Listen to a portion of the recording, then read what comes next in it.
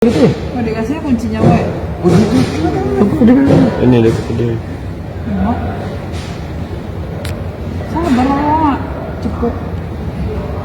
Jelas ya? Jelas ya. Jelas. Cepet. Viral video polisi di Medan diduga pala pengendara motor wanita Rp100.000. Tengah beredar video yang memperlihatkan seorang oknum personel kepolisian di Medan diduga melakukan pungutan liar kepada pengendara sepeda motor viral di media sosial. Berdasarkan keterangan, kejadian tersebut terjadi di Jalan Palang Merah depan Sekolah TK Santo Yosep, Rabu, 25 Juni 2025. Dalam video berdurasi singkat itu, tampak seorang pria berseragam polisi menghentikan seorang wanita yang mengendarai sepeda motor dengan plat BK 4388 AIK. Polisi yang mengenakan jaket putih tersebut terlihat mengulurkan tangan kirinya, sementara pengendara wanita membuka tas dan mengeluarkan dompet.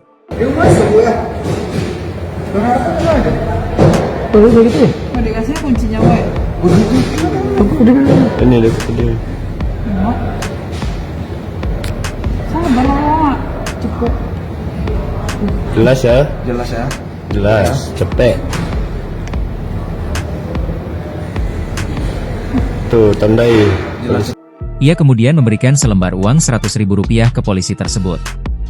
Anggota polisi di Medan diduga pala wanita pengendara motor Rp100.000, demikian narasi dalam unggahan video tersebut.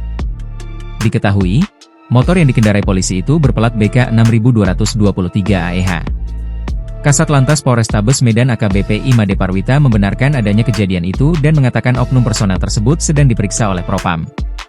Saat ini petugas itu sedang diperiksa di Paminal. Ya, dugaan awal pungli. Tapi ini masih didalami, kata Made saat dihubungi Kompas.com melalui saluran telepon, Rabu, 25 Juni 2025. Download Tribun X sekarang, menghadirkan lokal menjadi Indonesia.